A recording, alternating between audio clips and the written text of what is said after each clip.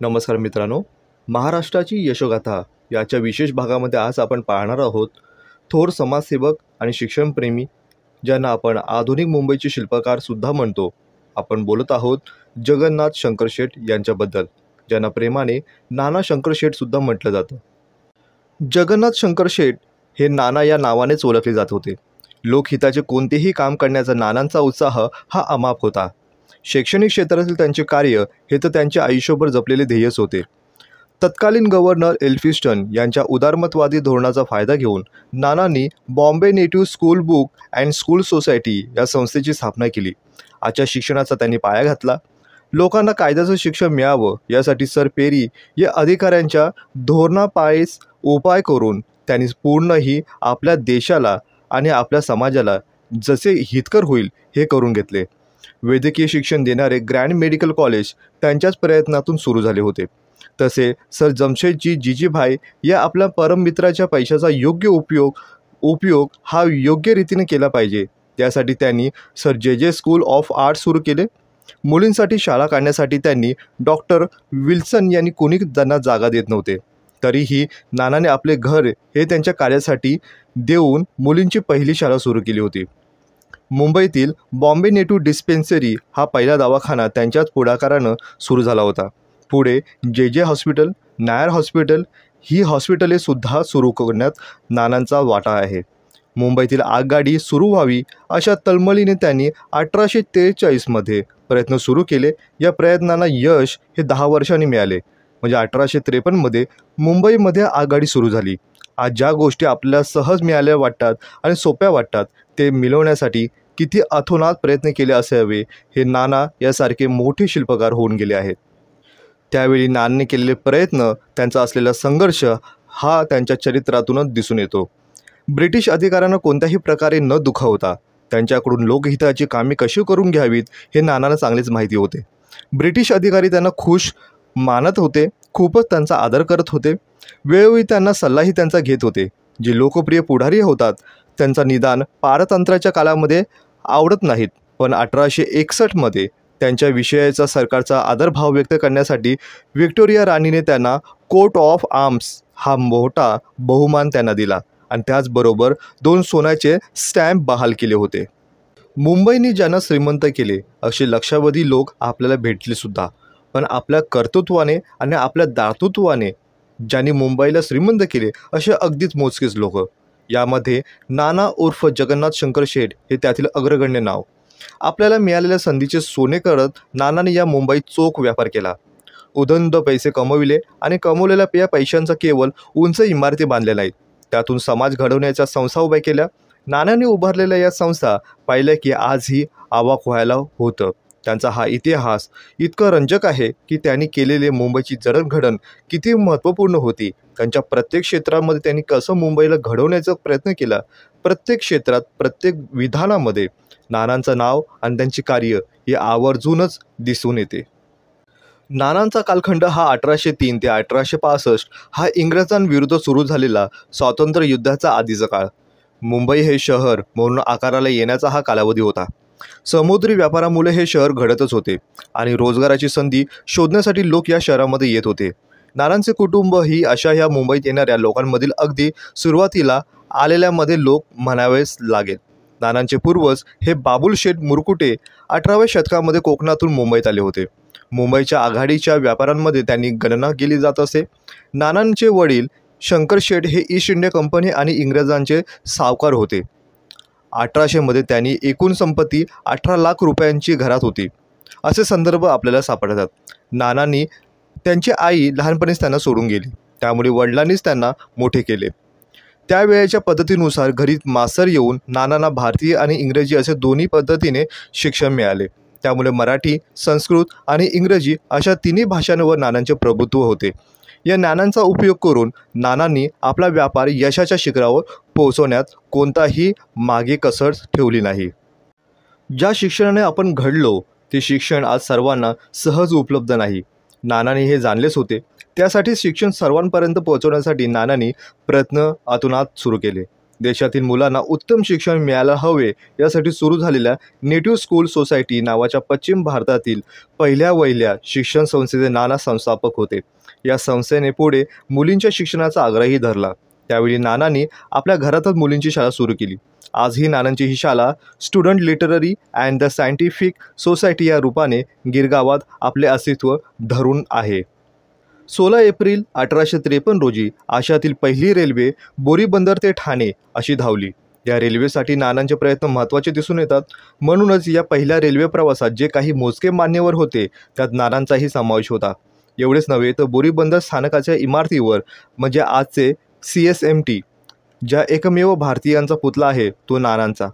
रेल्वेमुळे मुंबईत आधुनिकता धावू लागली आणि या शहराचा प्रचंड प्रमाणात वेग वाढला हे कोणीच नाकारू शकत नाही। हा सर्व जडणघडण ही नानांचीच होती। भारतीयांच्या समस्या इंग्लंडपर्यंत पोहोचाव्यात यासाठी 1851 मध्ये बॉम्बे असोसिएशन नावाची पश्चिम भारतातील पहिली राजकीय संस्था स्थापन झाली। या संस्थेचे प्रतिष्ठित अध्यक्ष म्हणून जमशेदजी जेजीभाई तर अध्यक्ष म्हणून जगन्नाथ शंकर शेठ यांची निवड करण्यात आली। या संस्थेतर्फे ब्रिटिश पार्लमेंटने सुधारण्यासाठी अर्ज केले गेले आणि ते मंजूरही झाले। 1857च्या उठावात क्रांतिकारकांना मदत केल्याचा आरोप नानावर झाला। त्यात नानांची चौकशी सुद्धा झाली, पण काही पुरावे न आढळल्याने त्यांच्यावर कोणतीही कारवाई झाली नाही। पुढे 1861 मध्ये लेजिस्लेटिव्ह काउन्सिलमध्ये एकदिशीय स्थान देण्याचे ठरले। तेव्हा या परिषदेचे पहिले सदस्यत्व नानांनाच मिळाले आणि नानाने अधिकृतपणे भारतीयांचे प्रतिनिधित्व सुद्धा केले। याच बॉम्बे असोसिएशनचे रूपांतर 1885 मध्ये बॉम्बे प्रेसिडेन्सी असोसिएशनमध्ये झाले। पुढे बॉम्बे प्रेसिडेन्सी असोसिएशनच्या सभासदांनी गोवालिया टँक येथे इंडियन नॅशनल काँग्रेसची स्थापना केली आणि स्वातंत्र्य लढ्याच्या अधिकृतपणे सुरुवात झाली। मुंबईला आधुनिकतेचे महामार्गावर नेणारे महारथीचे 2 चाके म्हणजे जमशेदजी जेजीभाई बाटलीवाला आणि जगन्नाथ शंकर शेठ या दोघांचा वेगवेगळा विचार करताच येणार नाही, इतके त्यांचे कार्य हे परस्पर समांतर होते। दोघांचेही मुंबईचे समांतर शहराचे शिल्पकार म्हणून त्यांचा उल्लेख केला जातो। दोघेही यशस्वी व्यापारी तसेच मुंबई विद्यापीठाची स्थापना म्हणजे 1857 मध्ये होऊन त्यातून अभ्यासू आणि विचार सक्षम बाहेर विचारमय असे पडणारे एक थोर समाजसुधारक बाहेर पडून समाजाचे नेतृत्व करू लागण्यापूर्वीच या समाज इच्छुकीने शेटिया व्यापारी नेत्यांकडे अखिल समाजाचे नेतृत्व केले। जमशेदजी पारसी समाजाचे नेते होते तर नाना हिंदूंचे। प्रत्येक लहान मोठ्या समाजाचे नेतृत्व करण्यामध्ये धनिक होते। या छोट्या मोठ्या नेत्यांनी समाजातील सलोखा राखण्याचे कार्य केले, तसेच आपापल्या समाजात सुधारणा व्हावी, अन्याय दूर व्हावा यासाठी त्यांनी प्रयत्न केल्याचे दिसून येते। जमशेदजी आणि नाना हे सर्व नेत्यांमध्ये महान नेते बनले। ते स्थान त्यावर आपल्या आचरणाने आणि सचोटीच्या बलावर त्यांनी कमवलेल्या विश्वासार्हतेची मिळवलेली होती। व्यापारात मिळालेल्या पैशाचा केवळ आपला अधिकारच नाही, परमेश्वराने या पैशाचा विनियोगाने जनहितार्थ कामे करण्याची संधी आपल्याला दिली आहे असे मानून दोघांनी त्यांच्या मुंबईतील सार्वजनिक कामासाठी आपल्या मिळकतीचा किती हिस्सा वापरला याचे उपलब्ध हिशेब पाहिले की अचंबित करायला होते। 1819 मध्ये माउंट स्टुअर्ट एल्फिन्स्टन संपूर्ण मुंबई इलाक्याचे गव्हर्नर झाले। दरबार व मेजवान्यांच्या निमित्ताने त्यांची व नानांची गाठ पडली। एल्फिन्स्टनने मुंबई इलाक्यात आधुनिक शिक्षणाचे पर्व सुरू करण्यात मोठा ठाम निर्धार केला होता। नानांची बुद्धिमत्ता आणि त्यांचा कर्तव्य दक्षता यामुळे एल्फिन्स्टनने त्यांच्या प्रयत्नातून नानांना महत्त्वाचे स्थान दिले होते। त्यांच्या प्रयत्नातून 1822 मध्ये मुंबई हैदशाला आणि शाला पुस्तक मंडळ हे स्थापन करण्यात आले। नानांच्या सार्वजनिक कार्यांचा हा प्रारंभच होता। मातृभाषेतून शिक्षण दिले जावे याबद्दल एल्फिन्स्टनप्रमाणेच नानांचाही आग्रह होता। त्यामुळे मराठी, गुजराती, हिंदी भाषांमध्ये व देवनागरीमध्ये त्यावेळी प्रथमच क्रमिक पाठ्यपुस्तके छापली गेली। परिणामी आधुनिक शिक्षणाची दारे सर्वांना खुली झाली। 1827 मध्ये एल्फिन्स्टन इंग्लंडला परत जाण्यासाठी निघताना तेव्हा त्यांच्या सत्कारासाठी जो निधी गोळा केला गेला आणि त्यातून जो एल्फिन्स्टन कॉलेज व शिक्षण संस्था कार्य करू लागल्या। याच एल्फिन्स्टन महाविद्यालयातून दादाभाई नौरोजी, न्यायमूर्ती रानडे यासारखी बुद्धिमंतांची पहिली पिढी तयार झाली, ज्यांनी भारतामध्ये आणि नवचैतन्य निर्माण केले। 1845 मध्ये जे रुग्णालय ग्रँड मेडिकल महाविद्यालयाची स्थापना झाली आणि 1849 मध्ये एल्फिन्स्टन महाविद्यालय आणि संस्थाद्वारे एकदिशीयांना कन्याशाळा, 1851 मध्ये सर्वांना संस्कृत शिक्षण खुले करण्यात आले। पुन्हा संस्कृत कॉलेज म्हणजे आजचे डेक्कन कॉलेज, 1855 मध्ये पहिले विधी महाविद्यालय, आणि 1857मध्ये जे school of arts, Bombay university आदी संस्थांना स्थापन झाल्यामुळे नानांच्या कर्तृत्वाचा हा आलेख चढता दिसतो. शैक्षणिक व सामाजिक क्षेत्रात इतके प्रचंड कार्य नानांनी आर्थिक आणि मूलभूत सेवा क्षेत्रामध्ये केले. 1845मध्ये येथे देशीयांच्या भागीदारामुळे पश्चिम भारतात वाफेच्या बोटीची पाया घालणारी the Bombay steamship navigation company आणि 1846मध्ये मराठी, हिंदी, पारशी, गुजराती आधुनिक व्यावसायिक रंगभूमीचा पाया घालणारे बादशाही नाट्यगृह त्यांच्या कार्यांचा मोठा कळस म्हणजे 1853मध्ये बोरीबंदर ठाणे मार्गावर आशिया खंडातील प्रथमच धावलेली रेल्वे. 1862मध्ये भायखळ्याचे वनस्पती उद्यान म्हणजे आजची राणीची बाग, शासकीय मध्यवर्ती वस्तू संग्रहालय, mercantile bank, central bank of western India इत्यादी 6 बँका अशा त्यांच्या पायाभूत कार्याचा पसारा होता. या सर्व संस्था नानांच्या मुख्य पुढाकाराने उभारल्या गेल्या होत्या. 1822 ते 1865 या 43 वर्षाच्या कालावधीमध्ये शैक्षणिक, सामाजिक, औद्योगिक, आर्थिक, विधायक कार्य, राजकीय कार्य या सर्व क्षेत्रावर नानांनी आपल्या कर्तृत्वाचा ठसा उमटवला होता. नानांच्या कार्यांचा आलेख 1852मध्ये स्थापन झालेले बॉम्बे असोसिएशनचा उल्लेखाशिवाय पूर्णच होऊ शकत नाही. सर्वसमावेशक खुले सभासद असणारी पश्चिम हिंदुस्थानातली ही पहिली राजकीय चळवळ समजली जाते. ब्रिटिश पार्लमेंटमध्ये संघटित सभा ठराव या प्रस्तावाद्वारे हिंदवासीय जनतेच्या सदनशीर मागण्याचा तिथूनच प्रारंभ झाला. दादाभाई नौरोजी, फर्दुनजी, डॉक्टर भाऊदाजी लाड यांच्या पुढाकाराने नानांच्या कार्यक्षमतेचे मध्ये या संस्थेतील India bill, board of control, court of directors यांच्या कार्याचा अभ्यासपूर्वक सुधारणा सुचविल्या होत्या. बॉम्बे असोसिएशनने तयार केलेले हिंदी जनतेच्या प्रतिनिधित्व विनंती अर्ज 1853मध्ये पार्लमेंटमध्ये कॉमन्स सभा आणि लॉर्ड सभा यांच्यामध्ये प्रथमच मांडले गेले होते. त्या अर्जावर ब्रिटनमध्ये चर्चेचे मोहर उठले, तरीही त्याच्यावर विचार होऊन कोर्ट ऑफ डायरेक्टरच्या कारभारात काही सुधारणा करण्यात आल्या. 31 जानेवारी 1885मध्ये बॉम्बे असोसिएशनचे रूपांतर बॉम्बे प्रेसिडेन्सी असोसिएशनमध्ये केले गेले. त्याच वर्षी डिसेंबरमध्ये गोवालिया टँकजवळ गोकुलदास तेजपाल संस्कृत पाठ्यशाळेत बॉम्बे प्रेसिडेन्सी असोसिएशनच्या सभासदांची इंडियन नॅशनल काँग्रेसची स्थापनासुद्धा झालेली दिसून येते. नानांच्या जन्मापूर्वी सुमारे 200 वर्षाचा इतिहास पाहता असे दिसून येते की मुरकुटे घराण्यात धाडसी, कर्तबगार आणि व्यापारी वृत्तीची माणसे जन्मास आली. या घराण्याचे माहीत असलेले मूल पुरुष हे नारायण शेठ हे दैवज्ञ ब्राह्मण ज्ञातीतील असून त्यांचा व्यवहार हा घाऊक मोत्याचा होता. जरी दैवज्ञ ब्राह्मण जातीतील पिढीजात धंदा सुवर्णलंकार बनवण्याचा असला तरी नारायण शेठ हा व्यवसाय करीत नसत. त्यांचा व्यवसाय केवळ मोत्याचा व्यापार होता असे म्हणता येणार नाही. ज्या व्यवसायात फायदा असेल असे त्यांना वाटे त्या व्यवसायाची उलाढाल करण्यात ते पुढे येत असे. म्हणून या व्यापारी वृत्तीच्या माणसाने मुरबाड गाव सोडून पोरबंदर गाव निवडले. या पोरबंदर गावात त्याने आपला जन्म बसविला. या घराण्याचा हा कर्तबगार नारायण असे म्हटल्यास वावगे ठरणार नाही. माणिक शेठ हे नारायण शेठचे एकमेव चिरंजीव. आपले वडील नारायण शेठ हे त्यांच्या पोरबंदर येथे न जाता त्यांनी मुरबाड या आपल्या मूळ गावीच राहून घराण्याची पोतदारकी सांभाळण्याचा निर्णय घेतला. शिवाय त्यांनी चहा, साखर, लवंग, मिरी अशा वस्तूंचा घाऊक व्यापार सुरू केला. या काली सोपारा, कल्याण, ठाणे, वसई, घोडबंदर, सुरत अशी व्यापारी उलाढालीची मोठी केंद्र होती. या केंद्राशी माणिकशेठचा व्यवसायही सुरू झाला होता. माणिकशेठच्या निधनानंतर त्यांचे एकमेव चिरंजीव बाबुल शेठ यांनी सुद्धा आपल्या वडिलांच्या पोतदारकीचा वारसा तसेच उद्योग सुरू ठेवण्याचा प्रयत्न केले. अधिक विड्यांचा पानांचा घाऊक व्यापार मोठ्या प्रमाणात हाताळला. तसेच मुरबाड गावात बाबुल शेठ यांची एक लोकप्रिय पेढीवाले आणि व्यापारी म्हणून प्रसिद्ध सुद्धा झाले. मुरबाड गाव हे त्याकाली पोर्तुगीज अंमलाखाली येत असे. इंग्रज लोक प्रथम व्यापारासाठी हिंदुस्थानात आले. मुंबई बेट पोर्तुगीज राजाकडून आंदण म्हणून इंग्रज राजाला मिळाले. इंग्रज व्यापारी वृत्तीचे असल्याने त्यांनी मुंबई बेटाची व्यापारी दृष्टीने सुधारणा करण्याचे ठरविले. त्यामुळे हिंदुस्थानाला इंग्लंड व इतर देशाशी व्यापार करणे सोयीचे ठरले. मुंबई बेट हे व्यापाराचे एक मोठे केंद्र बनले. साहजिकच बाबुल शेठचे असा व्यापार केंद्रावर लक्ष गेले. त्यांनी लगेचच मुंबई बंदराचे दळणवळण सुरू केले आणि आपल्या पेढीची एक शाखा तिथे उभारली.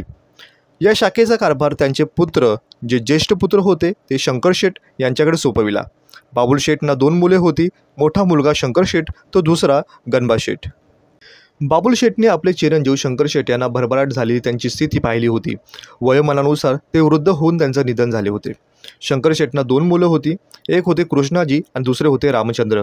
कालांतराने त्यांची पत्नी आजाराने त्यांचे निधन झाले होते. शंकर शेठने आपला दुसरा मुलगा रामचंद्र आपले भाऊ गणबा शेठ यांना दत्तक दिले होते। त्यामुळे कृष्णाजी यांचा विवाह होऊन त्यांना 2 मुली झाल्या। अल्पशा आजाराने कृष्णाजीचा मृत्यूही झाला। आपली वंशवेल पुढे चालण्यास पुत्र पाहिजे म्हणून त्यांनी प्रौढवयातच शंकर शेठ यांनी आपले दुसरे लग्न केले। त्यांच्या पत्नीचे नाव भवानीबाई व पुढे 10 फेब्रुवारी 1803 मध्ये मुंबईचे आद्य शिल्पकार म्हणून नाना शंकर शेठ यांचा जन्म होतो। नानांच्या जन्मानंतर भवानीबाईंना 2 पुत्ररत्नही झाले। एकाचे नाव परशुराम तर दुसऱ्याचे नाव माधवराव। माधवरावाच्या जन्मानंतर भवानीबाईंची प्रकृती दिवसेंदिवस खराब होत चालली होती। शेवटी त्यांचाही निधन झाले। त्यामुळे लहान वयातच नानांनी आपल्या मातोश्रींचे छत्र दूर झाले होते। परशुरामाच्या प्रगतीची माहिती उपलब्ध नसल्याने त्यावर काहीच बोलता आणि सांगता येत नाही। माधवाला मात्र आपल्या आईच्या मृत्यूनंतर अपमृत्यू झाला। माधव हा अतिशय स्वच्छंदी हेकेखोर मुलगा होता। ते आपल्या वाडीत एकटेच खेळत असताना विहिरीच्या काठाड्यावर चढले असताना त्यांचा पाय घसरून ते विहिरीत पडले आणि विहिरीत बुडून त्यांचा मृत्यू झालेला दिसून येतो। भवानीबाई यांचा मृत्यू त्याबरोबरच माधवचा आकस्मिक निधनाने दुःखाचा डोंगर हा कोसळला होता। त्यामुळे शंकर शेठना आपल्या व्यवसायावर लक्ष केंद्रित करता येत नव्हते। शंकर शेठने आपल्या दिगंगत पत्नीच्या स्मरणार्थ 1806 साली रोजी ताडदेव येथे आपल्या वाड्याच्या शेजारी भवानी शंकर मंदिर बांधले। या मंदिराच्या नावात त्यांच्या पत्नीचे आणि त्यांचे स्वतःचे नाव देऊन त्यांच्या भवानी शंकर असे नाव त्या मंदिराला दिले। या उभयंतांचे नाव मिळून भवानी शंकर असे होते असे काही तर्क काढले जाते। शंकर शेठचे आता वय वृद्धापकालाने झुकत होते आणि नानानेही तारुण्यामध्ये पदार्पण करीत होते। शंकर शेठ आपल्या व्यवसायाचा कारभार हळूहळू नानावर सोपवू लागले होते। नानाही आपला अभ्यास सांभाळून सकाळ संध्याकाळ लक्षपूर्वक त्यात मन घालीत होते। पत्नीच्या निधनानंतर तसेच माधवाच्या आकस्मिक मृत्यूमुळे शंकर शेठ दुःखांचा डोंगर कोसळला होता। या अपघातामुळे ते मनाचे अधिकच खचले होते। व्यापार संसार याच्यामुळे त्यांचे पाहिजे तसे लक्ष लागत नसे। साहजिकच व्यवहाराचा भार नानावर अधिकाधिक पडू लागला होता। नानाही आपल्या वडिलांना वयात विश्रांती मिळावी म्हणून ते प्रयत्न करत होते। शंकर शेठच्या मनामध्ये आता नानांच्या विवाहाचा विचार घोलू लागला होता। शिवाय त्या काळामध्ये मुलामुलींची लग्न लहान वयातच होत असे। मुलींची लग्न हे 8 ते 10 वर्षात होत असे आणि मुलाची लग्न हे 16व्या वर्षामध्ये होत असे। शंकर शेठ आपल्या मुलाचे लग्न जमनाबाई यांच्याबरोबर करून दिले। शंकर शेठ हे नानांचे आदर्श वडील होते। त्यांनी त्या काळामध्ये नानांसाठी आपल्या तिजोरीमध्ये सुमारे 15 लाखाची रोकड ठेवली होती आणि चाली इमारती यांच्यातून धन गुंतवून ठेवले होते। परंतु यापेक्षा अधिक महत्त्वाची त्यांच्या हातून घडलेली लाखमोलाची कामगिरी म्हणजे ज्ञानसंपादनाच्या तिजोरीची चावी त्यांनी प्रयत्न करून मुलांना उपलब्ध करून दिली होती। शंकर शेठ यांना 1822 मध्ये देवाज्ञा झाली। त्यावेळी नाना अवघे 19 वर्षाचे होते। अल्पवयात त्यांच्यावर हा प्रसंग ओढावला होता। धैर्य खचू न देता त्यांनी वडिलांच्या मागे कुटुंबाचा सर्व कारभार व्यवस्थित चालविला। काही कामी त्यांच्या कारभाराची मंडळी धन्याचे मनापासून हित चिंतनाने प्रामाणिक होती। शंकर शेठचे देण्याघेण्याचे व्यवहार फार मोठे होते। ते सर्व युक्तिप्रावीण्यवादी कारभारी मंडळीकडून त्यांना समजून घेतले जात असे। जमशेदजी जिजीभाई क्रामजी कावसजी वगैरे असे थोर मंडळींनी शंकर शेठचा मुलगा म्हणजे आपलाच मुलगा अशा आपुलकीच्या दृष्टीने त्यांच्याकडे पाहत होते। वेळप्रसंगी योग्य तो सल्लाही देत होते। त्यांनाही नानांचा व्यवहार चातुर्याचे धोरण सांभाळून वागण्याचे व नम्रतेचे मनापासून कौतुक त्यांना वाटत असे। याच कारणाने नानांनी कोणत्याही व्यसनांना आहारी ते गेले नाहीत। त्या काळामध्ये नानांचे कर्तृत्व पाहता ही महत्त्वाची गोष्ट दिसून येते। वडिलांच्या निधनानंतर 1 वर्षभर नाना व्रतत राहिले। वडिलांच्या आत्म्याला शांती आणि सद्भावी लावावी यामुळे दानधर्म श्राद्ध संतर्पण पूजा अर्चा या सर्व प्रकारचे धर्मशास्त्रानुसार करावयाचे ते नाना विविध प्रकार त्यांनी श्रद्धेने केले। या दरम्यान नानांना आता हे समजू लागले होते की मुठभर इंग्रज हजारो कोसावरून व्यापारासाठी हिंदुस्थानात येतात आणि एवढा मोठा हिंदुस्थान देश जिंकून घेतले। मराठ्यांचा इतिहास त्यांना आता ज्ञात होता। इंग्रजांचा इतिहास त्याने आपल्या इंग्रज शिक्षणाकडून अभ्यासला होता। त्यातूनच त्यांना असे दिसून आले की इंग्रजांनी आपले राज्य जिंकले आहे, नाही तर आपल्या लोकांनी त्यांच्या स्वाधीन केले आहे। आमच्यात आपसामध्ये मत्सर भाव भांडणे स्वार्थी दृष्टी यामुळे आम्ही एकमेकावर उठलो आणि त्याचा फायदा इंग्रजांनी घेतला। इंग्रज लोकांप्रमाणे आमच्यात देशाभिमान नाही। भोल्या वेड्या धर्मसमजुतीने अंधश्रद्धेने स्वार्थी बुद्धीने आपले लोक आंधळे झाले आहेत।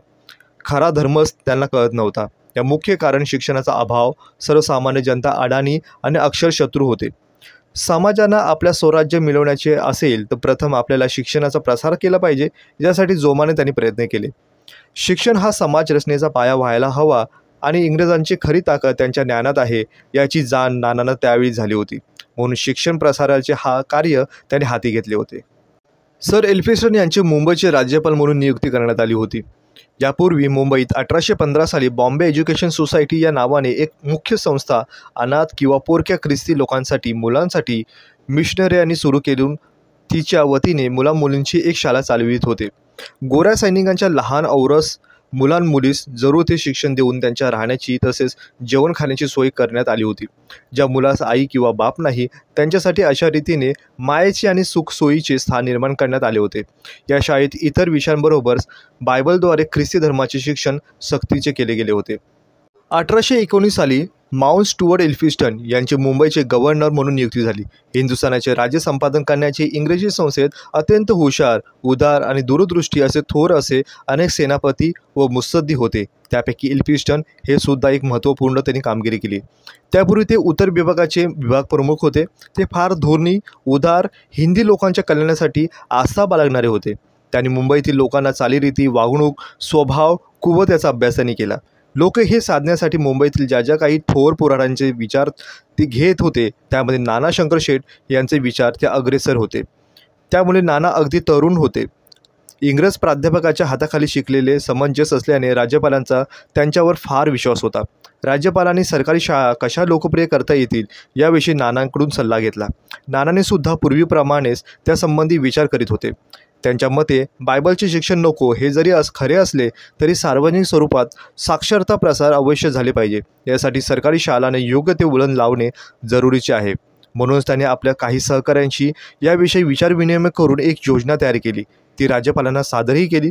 राज्यपालांना ती पसंत पडली. या योजनेद्वारे 1822 मध्ये Bombay native school book and school society ही स्थापन करण्यात आली. या संस्थेला मुंबईची हौदशाला आणि शाला पुस्तक मंडळी असेही म्हणण्यात येते. मात्र ख्रिस्ती मिशनऱ्यास या संस्थेपासून 2 हात दूर ठेवण्यात आले. तत्कालीन हिंदी लोकांना शिक्षणापेक्षा स्वधर्माचे महत्त्व अधिकच वाटत होते. त्यांच्या या धार्मिक भावना प्रखर होत्या. ही संस्था चालवण्यासाठी 24 सल्लागारांची नियुक्ती करण्यात आली होती. त्यापैकी 12 हिंदी आणि 12 इंग्रजी असे होते. हिंदी सल्लागारामध्ये जगन्नाथ शंकर शेठ, जगन्नाथ शास्त्री क्रमवत, छत्रे, जमशेदजी, जिजीभाई, व्यंकटेश सदाशिव नाईक अशा मंडळींची यादी होती. इंग्रजांच्या वतीने कॅप्टन जर्विन हे व इतर असे अधिकारी होते. नानांच्या प्रोत्साहनाने मुंबईतील संस्थानिक, जहागीरदार इत्यादी श्रीमंतांकडून या संस्थेला हजारो रुपयाच्या देणग्या मिळाल्या. या संस्थेच्या स्थापनेमुळेच मुंबईतील शिक्षण प्रसाराची मुहूर्तमेढ रोवली गेली होती आणि आजच्या शिक्षणाचा पाया त्यावेळी नानांनी आपल्या 20व्या वर्षीत घातला होता. शिक्षण प्रसाराकडे नानांची अगदी सूक्ष्म नजर होती. शिक्षणाचा प्रसार वाढत होता पण तो वरच्या वर्गात. खालचा वर्ग अज्ञान आणि अंधकारातच सापडलेला होता. व्यसनाधीन होऊन समाजाचा उपद्रव करीत होता. ही माहिती नानांनी शिक्षण मंडळासमोर आणली. तेव्हा नानांच्या अध्यक्षतेखाली एक समिती नेमण्यात आली होती. या समितीची इतर सदस्य सोराबजी, जमशेदजी, नारायण दीनानाथजी, डब्ल्यू लेगेट, मोहम्मद अली दोरोघे इत्यादी समिती मेंबर होते. समितीने अभ्यास करून आपला अहवाल सादर केला. या आधारे मुंबईचे 5 भाग सूचित करण्यात आले. पहिले म्हणजे गिरगाव, दुसरे परळ, तिसरे डोंगरी, चौथे बाजारगेट आणि 5वे चर्चगेट. प्रत्येक भागामध्ये खालच्या वर्गासाठी स्वतंत्र शाळा उघडण्यात आल्या होत्या.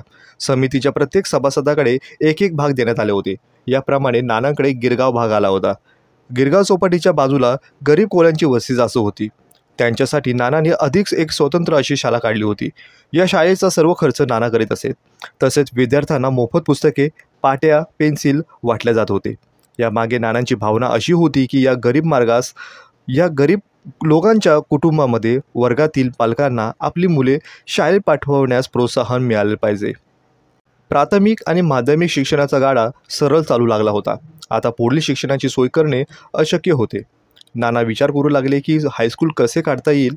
राज्यपाल एल्फिन्स्टन यांच्या उदार धोरणामुळेच शिक्षणाची मुहूर्तमेढ भक्कम झाली होती.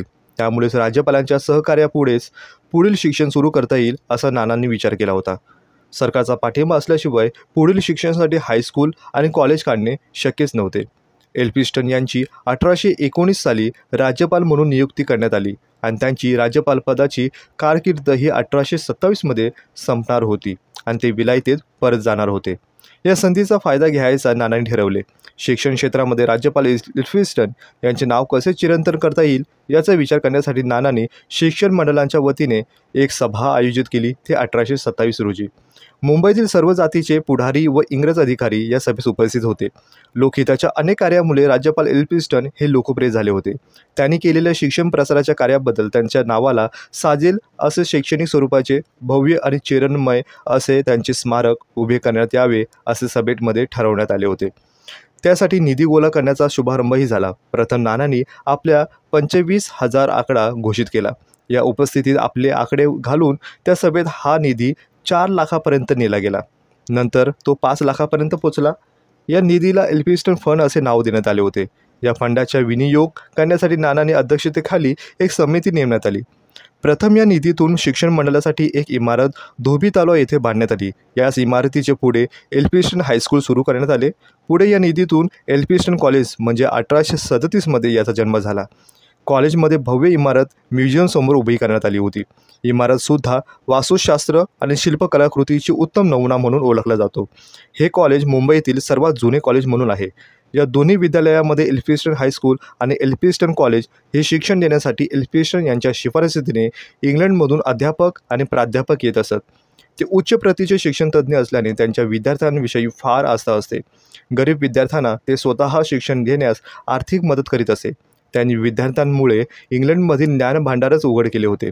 म्हणून महर्षी दादाभाई नौरोजी, न्यायमूर्ती रानडे, न्यायमूर्ती तेलंग, आचार्य बालशास्त्री जांभेकर, भांडारकर, वाच्छा, फिरोजशाह मेहता इत्यादी नावांतील लोकांमुळे हे तेजस्वी सार्वजनिक कार्यकर्ते निर्माण झाले. यापैकी काहींनी इंग्लंडमध्ये पुढील उच्च शिक्षणही घेतले. तसेच काही मान्यवरांनी नानांची राजकीय सुधारणेसाठी स्थापन केलेले बॉम्बे असोसिएशन किंवा मुंबई संघाला स्वराज्य प्राप्त करून देण्याच्या राष्ट्रीय सभेचे स्वरूप दिले. एल्फिन्स्टन कॉलेज हे 1845 मध्ये सुरू झाले. त्यावेळी त्यांचे प्रथम प्रिन्सिपल जॉन हार्किन्स होते. अशा उच्च शैक्षणिक संस्थेने जी कित्येक थोर माणसे निर्माण केली त्याचे मुख्य प्रवर्तक हे नानाच होते. नाना आयुष्याच्या अखेरपर्यंत एल्फिन्स्टन फंडाचे एक विश्वस्त म्हणून कार्य करत राहिले. शिक्षणाचे जसे महत्त्व पटू लागले तसे प्रतिवर्षी इंग्रजी शिक्षणाच्या विद्यार्थ्यांना संख्या वाढू लागली होती. एल्फिन्स्टन हायस्कूल अपुरे पडू लागले होते. गोकुलदास तेजपाल या दानशूर गृहस्थाच्या देणगीतून गुजराती वस्तीत त्यांच्या नावे एक हायस्कूल उघडण्यात आले. हायस्कूलमध्ये काही मुलांची सोय करण्यात आली. गिरगाव ग्रँड रोड भागातील मराठी बोलल्या जाणाऱ्या मुलांच्या सोयीसाठी नानाने स्वखर्चाने एक मराठी इंग्रजी शाळा उघडण्यासाठी कल्पना योजनेतून ती शिक्षण खात्यास कळविले. शिक्षण खात्याने सरकारची आवश्यकता ती संमती मिळवून शासनाची मंजुरी कळविली. त्याचप्रमाणे 1850 मध्ये गिरगाव भागामध्ये ती शाळा सुरू करण्यात आली. शाळेला नानांची इंग्रजी मराठी शाळा असे नाव देण्यात आले. या शाळेत नानाने आपले खर्चाने 40 विद्यार्थी नादार म्हणून घेण्यात यावे अशी सूचना केली. त्या काळी शिक्षण खात्याच्या नियमानुसार नादार म्हणून विद्यार्थी घेता येत नसे. परंतु नानांची शैक्षणिक तळमळ आणि शिक्षणासाठी नानांनी केलेले स्वार्थत्याग याचा विचार करून सरकारच्या शिफारशीनुसार 20 विद्यार्थी नादार म्हणून शिक्षण खात्याने संबंध केले. नाना वारंवार शाळेत जाऊन जातीने शिक्षणाची व्यवस्था, शिक्षणाची निवड, मुलांना सोयी इत्यादी गोष्टीकडे लक्ष देत असत. शिक्षण खात्याने प्रथम या शाळेतील 3 वर्षासाठी मान्यता दिली होती. पण विद्यार्थ्यांची संख्या 300 वर गेल्यामुळे तिला कायम स्वरूपाची मान्यताही देण्यात आली होती. मुंबई विद्यापीठ स्थापन झाल्यानंतर हुशार आणि व्यासंगी विद्यार्थ्यास उत्तेजन मिळावे म्हणून अनेक शिष्यवृत्त्या पारितोषिक उदारधानिकाकडून मिळविण्यात आल्या. 31 जुलै 1865 रोजी नाना शंकर शेठ इहलोक सोडून गेल्यानंतर त्यांची संस्कृत भाषेतील तळमळ जाणून त्यांचे पितृभक्त विनायकराव यांनी संस्कृत भाषेविषयी वडिलांना निधनानंतर वेळ न दवडता सप्टेंबर 1865 मध्ये मुंबई विद्यापीठास एक पत्र पाठवून संस्कृत भाषेच्या उत्तेजनार्थ वडिलांचे नावे शिष्यवृत्त्या चालू करण्यासाठी ₹30,000 देण्याचे आपला मनोदय कळविला. विनायकरावांची संस्कृत विषयाविषयी योजना मुंबई विद्यापीठाने 1865च्या वैद्यकीत स्वीकारली. त्याचप्रमाणे 1866 पासून मॅट्रिकच्या परीक्षेत संस्कृत भाषेत सर्वात जास्त गुण संपादन करतील त्यांना नाना शंकर शेठ म्हणजे नाना जगन्नाथ शंकर शेठ संस्कृत शिष्यवृत्ती देण्यात ठरवले. मुंबईतील धनिक पारशी समाजाच्या लोकांना वाटते की त्यांची मुले अधिक सुशिक्षित होण्यासाठी त्यांच्या मुलांच्या शिक्षणासाठी काही खास व्यवस्था व्हावी, म्हणून अशा मुलांसाठी खास शाळा उघडण्यात यावी. नाना शंकर शेठ हे महर्षी शिक्षण तज्ज्ञ होते. पारशी समाजात ते विशेष लोकप्रिय होते. पारशी पुढाकारांनी नानांना सल्ला घेतला आणि त्यांनी सुद्धा अशा प्रकारची शाळा उघडण्यास आपले सहकार्य दिले. त्यामुळे बॉम्बे प्रोप्रायटरी स्कूल ही शाळा 1860 स्थापन झाली. युरोपात श्रीमंतांच्या मुलांसाठी वेगळ्या खास शिक्षण संस्था असतात. याच धर्तीवर या शाळेची निर्मिती झाली होती. शाळेचा पहिला बक्षीस समारंभ हा 1861 रोजी नाना शंकर शेठ यांच्या अध्यक्षतेखाली मोठ्या थाटात संपन्न झाला. साहित्य आणि संगीत यांना जसे जीवनात महत्त्वाचे स्थान आहे, त्याप्रमाणे चित्रकला, शिल्पकला इत्यादी कलांना सुद्धा जीवनामध्ये महत्त्वाचे स्थान आहे. याची जाणीव व्हायला 1852 साल उजाडावे लागले. आज आपण पाहतो की मुंबईत कला कौशल्याचे शिक्षण घेणारे अनेक विद्यालय वर्ग आहेत. पण 200 वर्षापूर्वी ही परिस्थिती पूर्णपणे वेगळी होती. मुंबईतील एका वृत्तपत्राने मुंबईकरांना जागृत करून त्यांना कला कौशल्याच्या शिक्षणाच्या बाबतीत एक लेख प्रसिद्ध केला. त्याचा आशय असा होता की भौगोलिकदृष्ट्या मुंबई शहराचे महत्त्व वाखाणण्याजोगे आहे. मद्रासने कला शिक्षणाच्या बाबतीत आघाडी मारली, मग मुंबई मागे का? या प्रश्नांसंबंधित विचार आचार करण्याची वेळ आता येऊन ठेपली होती. शिक्षण प्रसाराच्या साहाय्याने अखिल समाज उन्नीत दिशेला जाऊन सोडावा यासाठी झटणारे येथील पुढारी शिक्षणाच्या या अंगाकडे दुर्लक्ष करत होते. येथील शिक्षण भीमा आणि पुढाकारास आरंभ काळात हा सुरू झाला होता. त्यात येणारे अडथळे उपस्थित झाले होते. असे असतानाही शिक्षणाचा गाडा मोठ्या हिमतीने रेटीत पुढे नेलं होतं. जगन्नाथ शंकर शेठ व सर जमशेदजी जिजीभाई हे या शहरातील 2 थोर पुढारी हे त्यांची नावे. कोणीही अभिमान बाळगावा अशीच आहे. आकाशातील तातकरपुंजा आपल्या प्रखर तेजाने तळपणारे हे 2 देदीप्यमान प्रभावशाली तारे आहेत.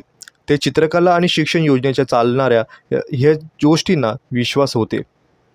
तसेच मुंबई चित्रकला शिक्षण संस्था स्थापन करण्यामध्ये दोघांनीही निर्णय घेतला. नानांच्या मार्गदर्शनाखाली जमशेदजी जिजीभाई यांनी चित्रकला शिक्षण विद्यालयाची योजना तयार केली. या मंजुरीसाठी सरकारकडे 16 मे 1853 रोजी सादर करण्यात आला होता. विद्यालयाच्या स्थापनेसाठी सर जमशेदजी जिजीभाई यांनी 1 लाख रुपयाची प्राथमिक देणगी देण्याचे मान्य केले. राज्यपाल लॉर्ड फॅकलँड यांनी या योजनेचा प्रस्ताव आपल्या शिफारसीसह लंडन कोर्ट ऑफ डायरेक्टरकडे मंजुरीसाठी पाठविला. या मोठ्या कामकाजाची परवानगी येईपर्यंत 1857 साल उजाडले. या दरम्यान या काळामध्ये जमशेदजी जिजीभाई यांचे निधन झाले. परवानगी मिळाल्यानंतर 2 मार्च 1857 रोजी sir J school of arts म्हणजे sir Jamshedji Jejeebhoy school of arts या संस्थेचे उद्घाटन एल्फिन्स्टन इन्स्टिट्यूटमध्ये समारंभपूर्वक करण्यात आले होते. नंतरच्या काळामध्ये विद्यालयातून हिंदुस्थानच नव्हे तर जागतिक कीर्तीचे अनेक नामवंत चित्रकार, शिल्पकार शिक्षण घेऊन बाहेर पडले. अशा या उपयुक्त आणि मानवी जीवन सर्वांगण सुंदर करण्याबाबत कारणीभूत असणारे थोर संस्थेचा पाया नाना शंकर शेठ यांच्या सल्ल्याने सर जमशेदजी यांनीही घेतला. मुंबई तंटे, भांडणे, खून, मारामाऱ्या अशा प्रकारच्या नाना प्रकारचे अत्याचार घडत होते. आजच्यापेक्षाही पूर्वीच्या काळामध्ये त्याचे प्रमाण अधिकच होते. मुंबईसारख्या शहरामध्ये कोर्ट कचऱ्या होत्या. अशा तंटांची संख्या फार मोठी होती. दावा चालवण्यासाठी कायदेशीर शिक्षण घेतलेले वकील त्यावेळी नव्हते. ज्या लोकांना तटपुंजे कायद्याचे ज्ञान आणि कोर्टात दावे चालवण्याचा अनुभव होता, असे लोक गरजू अशिलांची बाजू कोर्टात मांडित असे. अशा लोकांना वकील म्हणत. मुंबईत बॅरिस्टर होते, पण त्यांचा उपयोग धनिकांना होत होता. गोरगरिबांना याचा वापर होत नव्हता. त्यांना त्याचा लाभ मिळत नसे. अशिलांची बाजू मुद्देसूद मांडण्याशिवाय न्यायालयामध्ये न्याय तर देणे अवघडच होते. पण सरकेन पेरी हे शिक्षण मंडळाचे अध्यक्ष व एक नामांकित न्यायाधीश असल्याने त्यांच्या तर हा उणीव तीव्रतेने भासू लागले होते. त्यामुळे कायद्याचे पद्धतशीर शिक्षण मिळवण्यासाठी व्यवस्था झाली पाहिजे असे त्यांना तीव्रतेने वाटू लागले होते. त्याच्याप्रमाणेच नाना शंकर शेठ आणि त्यांचे सहकारी यांनी ही तीव्र तळमळ वाटू लागली होती. 1830 ईस्ट इंडिया कंपनीचे हिंदी लोकांच्या शिक्षण प्रसार करण्याच्या बाबतीत जो खलिता तयार केला त्या कायद्याच्या शिक्षणाचा उल्लेख आहे. आर्किन पेरी तसेच नाना शंकर शेठ यांना एल्फिन्स्टन कॉलेजात जोडून एक कायदेशीर वर्ग निर्माण करता यावा असं सरकारला सुचविले. परंतु ही सूचना सरकार दरबारी धूळ खात होती. अशा रीतीने कायद्याच्या शिक्षणाची तीव्रतेने जरूर भासत होती. त्यासाठी प्रयत्नही चालू होते, पण प्रत्यक्षात यश येत नव्हते. कारण जे गोरे कायदे पंडित बॅरिस्टर होते ते न्यायाधीश होते. त्यांना हिंदी लोकांचं कायद्याचे शिक्षण घेतल्यास आपल्या हितसंबंधावर गदा येईल असे वाटत होते. याचवेळी नानांच्या नेतृत्वाखाली बॉम्बे असोसिएशननी पहिली राजकीय संस्था मुंबईत स्थापन केली होती. अशावेळी हिंदू जनतेच्या आकांक्षाबद्दल आदर सहानुभूती वाटणारे, त्याचप्रमाणे कंपनीच्या राज्यकारभारामध्ये हिंदी लोकांना दृष्टीने कोणता सुधारणा घडवून आणणे आवश्यक आहे याची पूर्ण कल्पना मायदेशी जाणारे सर पेरी यांना होती. या सभेचा ठराव मूर्त स्वरूपात आणण्यासाठी नानांच्या अध्यक्षतेखाली एक समिती नियुक्त करण्यात आली. समितीने 1853 रोजी सरकारला एक पत्र पाठवले. पेरी प्रोफेसरशिप ऑफ द ज्युरिस्प्रुडन्स या नावाने कायदे शिक्षण देणारी संस्था स्थापन करण्यात यावी, असे त्यासाठी घटना आणि नियम तयार करण्यात यावे असे कळविले. सरकारने हा प्रस्ताव मंजूर झाल्याने 1855च्या पत्रामध्ये कळविले. अशा तऱ्हेने 1855 रोजी कायदे शिक्षण देणाऱ्या 100 विद्यार्थ्यांच्या पहिली तुकडीची सुरुवात एल्फिन्स्टन कॉलेजच्या सभागृहामध्ये प्रोफेसर रीड यांच्या भाषणाने झाली. जे विद्यार्थी परीक्षा उत्तीर्ण झाले त्यांना सरकारच्या 1860च्या ठरावानुसार वकिली व्यवसाय चालविण्यास परवानगी मिळाली.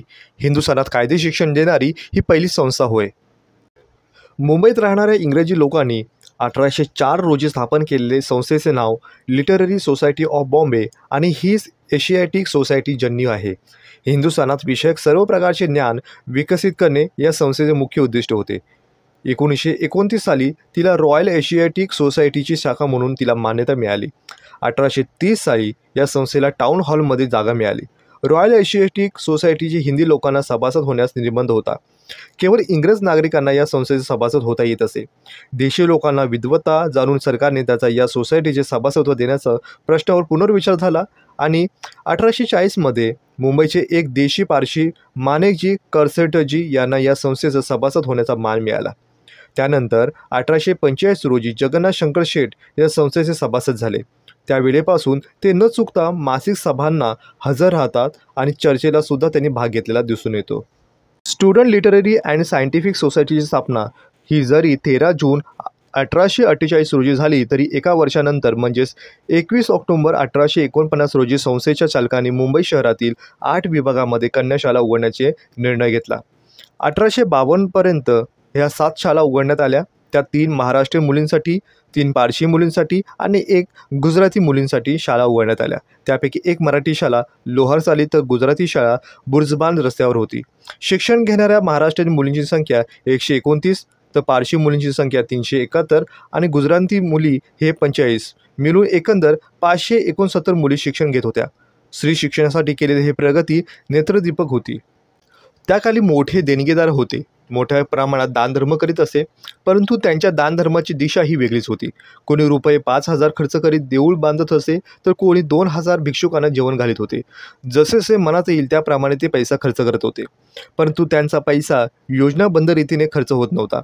अशा परिस्थितीमध्ये दानधर्माला योग्य आणि लोकोपयोगी वलन देण्याचे आणि त्याचप्रमाणे मुंबईतील सार्वजनिक जीवनाचा पाया घालण्याचे कार्य नाना शंकर शेठ आणि जमशेदजी जिजीभाई फ्रामजी कावजी वगैरे मंडळी ही करीत होते. त्यांना गोरगरिबांच्या रोग निवारणासाठी औषधोपचार दवाखाना काढण्याची जरूर वाटली. त्यांनी त्या काळामध्ये मुंबईतील डॉक्टर विल्सन मॅकी नावाचे प्रख्यात युरोपियन डॉक्टर होते. त्यांचे गोरगरिबांकडे विशेष लक्ष होते. त्यांच्या रोग निवारणासाठी काहीतरी सोय करण्यात आली पाहिजे असे त्यांना वाटत असे. ही त्यांची कल्पना नाना शंकर शेठ यांनी त्यांचे सहकार्य यांनी उचलून धरली. ही जमेची बाजू होती. त्यासाठी त्यांनी एक सभाही बोलवली होती आणि मनोदय व्यक्त केले. तेव्हा सभेचे बॉम्बे नेटिव्ह डिस्पेन्सरी या नावाने एक धर्मार्थ दवाखानाही काढण्यात आला होता आणि त्याला मंजुरीही मिळाली होती. सरकारनेही या दवाखान्याला आपली मंजुरी दिली. तितकेच नव्हे तर मासिक रुपये 300 अनुदान मंजूर केले होते, परंतु हे अनुदान पुरेसे वाटणारे नव्हते. म्हणून नाना शंकर शेठ यांनी आणि त्यांच्या सहकाऱ्यांनी प्रत्येकी 200 रुपये देणगी दिली. अशा तऱ्हेने मुंबईत बॉम्बे नेटिव्ह डिस्पेन्सरी हा पहिला दवाखाना 1836मध्ये निर्माण झाला होता. या पहिल्या सार्वजनिक दवाखान्यामध्ये कारभार सुरळीत चालण्यासाठी 20 लोकांचे एक व्यवस्थापन मंडळ तयार करण्यात आले होते. त्यात 11 युरोपियन आणि 9 हिंदी लोक होते. त्यात जगन्नाथ शंकर शेठ हे सुद्धा होते. बॉम्बे नेटिव्ह डिस्पेन्सरीच्या वतीने सर जमशेदजी जिजीभाई इस्पितल म्हणून सर जे रुग्णालय निर्माण झाले, परंतु दवाखान्याला सरकार मासिक रुपये 300 अनुदान देत होते. मात्र ते बंद करण्यात आले होते. सरकारला असे वाटले की असे रुग्णालय निर्माण झाल्याने दवाखान्याची जरुरी नाही. या दवाखान्याला व्यवस्थापक मंडळात नाना मुख्य होते. त्यांनी सरकारला नजरेस आणून दिले की सर जे इस्पितल सुरू केल्यानंतर सुद्धा दवाखान्यात येणारी रोगी कमी झालेले नाहीत. कारण गिरगाव, कुलाबा, फोर्ट आजूबाजूच्या परिसरामध्ये लोकांना हा दवाखाना जवळ आहे. ही कारणे सविस्तरपणे नमूद करण्यात दवाखान्यामध्ये व्यवस्थापक मंडळ आणि सरकार दवाखान्यांचे अनुदान देते ते अनुदान पुन्हा चालू केले पाहिजे. अशा रीतीने नाना आणि त्यांच्या सहकार्यांच्या प्रयत्नामुळे दवाखान्यामध्ये अनुदान हे चालू राहिले आणि गोरगरिबांना वैद्यकीय मदत मिळू लागली होती. बॉम्बे नेटिव्ह डिस्पेन्सरीच्या नंतर जे इस्पितल निर्माण झाले होते. पण मुंबई शहराच्या ठिकठिकाणच्या भागामध्ये सुद्धा लोकवस्ती प्रमाण सतत वाढत राहिल्याने गोरगरिबांच्या रोग निवारणासाठी वरील सोयी हे अपुऱ्या पडत लागल्या होत्या. शिवाय ताडदेव, महालक्ष्मी, वाळकेश्वर, गिरगाव या आसपासच्या भागामध्ये गोरगरिबांना वरील दवाखान्यामध्ये इस्पितळामध्ये जाणे दूरचे वाटू लागले होते. ही अडचण नाना शंकरशेठ यांच्या लक्षात आली होती. 1858 ताडदेव येथे भवानी शंकर मंदिराजवळ आपल्या मालकीची धर्मशाळेत त्यांनी वडील शंकरशेठ बाबुलशेठ यांच्या स्मरणार्थ शंकरशेठ बाबुलशेठ मोफत दवाखाना काढला. त्यांच्या सरकारची योग्य ती मान्यता मिळाली. या दवाखान्याच्या व्यवस्थेमध्ये 30,000 देणगी रूपाने सरकारकडे जमा केले आणि एक ट्रस्टी निर्माण करण्यात आली होती. महागाई, खर्चाचे प्रमाण वाढत गेले आणि हाती येणाऱ्या मासिक व्याजात दवाखान्यात खर्च भागविणे कठीण झाले होते. त्यामुळे हे दवाखान्याचे रूप स्मारक ट्रस्ट डीड म्हणून ते बाई यमुनाबाई एल नायर धर्माद्ध दवाखान्याच्या चालकाकडे सोपवण्यात आले. 1929 साली सपूर्द करण्यात येऊन पुढे बाई यमुनाबाई एल नायर धर्माद्ध दवाखान्याचे रूपांतर बाई यमुनाबाई एल नायर हॉस्पिटल असे झाले. हेच मुंबई सेंट्रल जवळील महानगरपालिकेचे प्रसिद्ध नायर हॉस्पिटल म्हणून ओळखले जाते. स्त्रियांचे बालपण सुखरूपपणे पार पाडण्यासाठी तिला योग्य वेळी योग्य तो इलाज, औषधोपचार, कुशल परिचारिकेचे सहकार्य मिळणे आवश्यक होते. या सोयी ह्या उपलब्ध त्यावेळी नव्हत्या. 1850 अशी रुग्णालयेसुद्धा नव्हती. अशिक्षित स्त्रियांकडून बालपण करून घेतली जात होती. त्यामुळे बालमृत्यूचे प्रमाण हे फार वाढले होते. कलकत्ता, मद्रास शहरामध्ये सुतिकागृहे स्थापन झालेली होती. ही माहिती नाना शंकरशेठ यांना समजल्यानंतर त्यांनी त्यांच्या सहकार्याने या प्रश्नावर विचार केला आणि सुतिकागृहाची मुंबईत अत्यंत आवश्यकता आहे हे त्यांना खात्री पटली. यासाठी जनतेने सहकार्य संपादन करण्यासाठी त्यांनी नाडी एन ब्लेन यांच्या अध्यक्षतेखाली रॉयल एशियाटिक सोसायटीच्या एका दिवाणखान्यामध्ये 1850 रोजी एक सभा बोलवण्यात आली आणि त्यानुसार सुतिकागृहाची आवश्यकता प्रतिपादन केले. या सभेमध्ये एकमुखी ठराव मान्य करण्यात आला. उपस्थितांनी आपापल्या देणग्या जाहीर करण्यात आकडा रुपये 12,000 पर्यंत झाला. नाना आणि इतर जमशेदजी जिजीभाई यांनी प्रत्येकी रुपये 1,000 रुपये देणगी दिली. बडोद्याचे श्रीमंत गणपतराव गायकवाड हे मुंबईत आले असताना त्यांच्याकडून नानांनी रुपये 4,000 देणगी मिळवली होती. जमशेदजी जिजीभाई यांनी ग्रँड मेडिकल कॉलेजमध्ये असलेल्या जागेतून सुतिकागृहासाठी जागा देऊ केल्याने या जागेचा प्रश्नही त्वरित सुटला होता. याशिवाय त्यांनी सुतिकागृह बांधण्यासाठी यापूर्वी दिलेली देणगीही वाढवून दिली होती, रुपये 15,000 केली.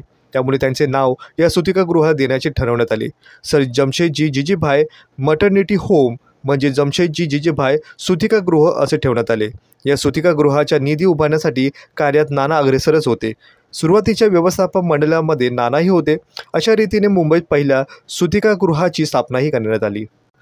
त्याकाली मुंबई, मद्रास, कलकत्ता अशा शहरांमध्ये निवडक लोकांना JP म्हणजे जस्टिस ऑफ द पीस म्हणून नेमणूक केली जात होती.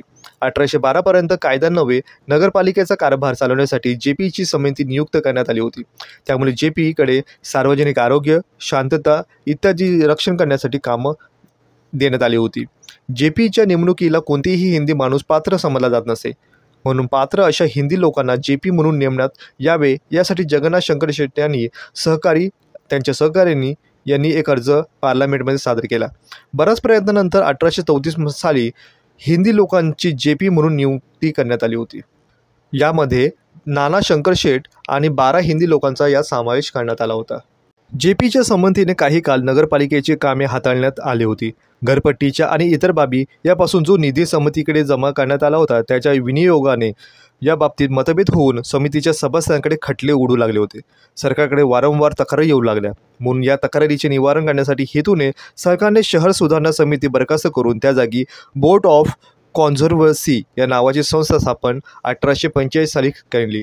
त्यावर मुंबईचे कलेक्टर JP म्हणून निवडलेले 5 सदस्य व अध्यक्ष म्हणून वरिष्ठ न्यायाधीश असे 7 सदस्यांची नियुक्ती करण्यात आली आणि JP मधून निवडलेले 5 सभासदांपैकी 3 हिंदी तर 2 गोरे होते. निवडलेल्या 3 हिंदी सभासदांमध्ये जगन्नाथ शंकरशेठ, कसटजी जमशेदजी व मोहम्मद इब्राहिम मकवा हे होते.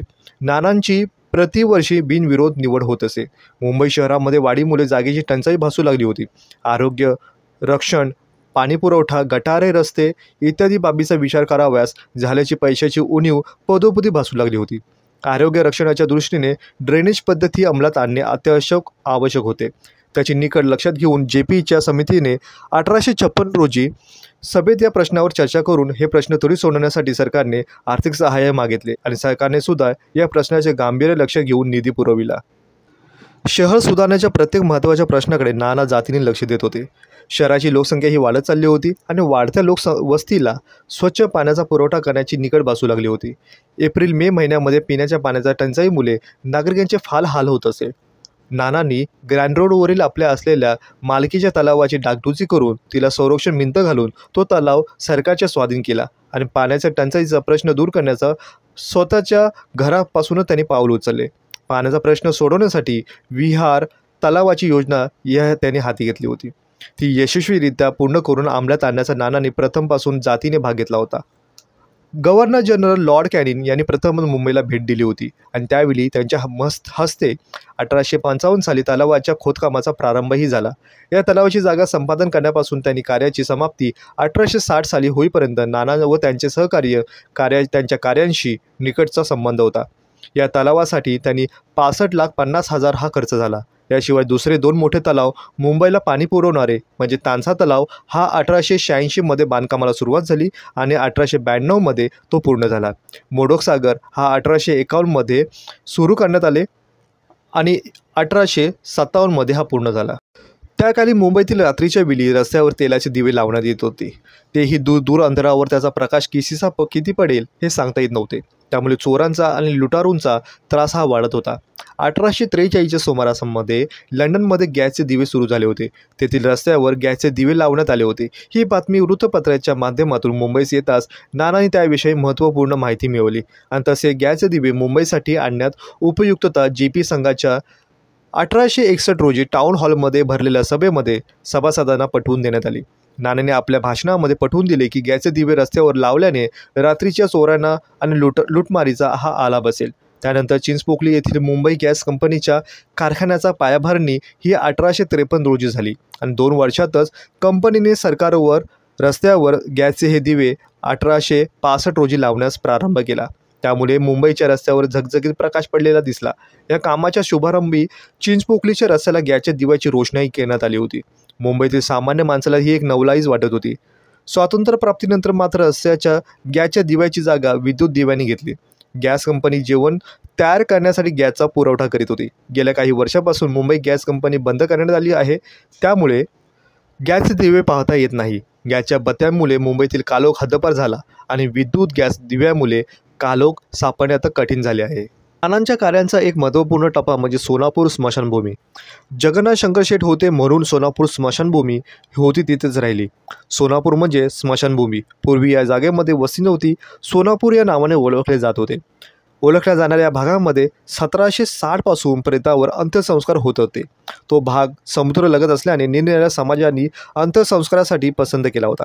सुमारे 1845 पर्यंत या भागामध्ये उघड्या जागी प्रेते दहन करणे, हिंदू नसतील तर त्यांची प्रेते पुरणे, एवढेच नव्हे तर मेलेली जनावरे पुरणे यासाठी या जागेचा उपयोग करण्यात येत असे.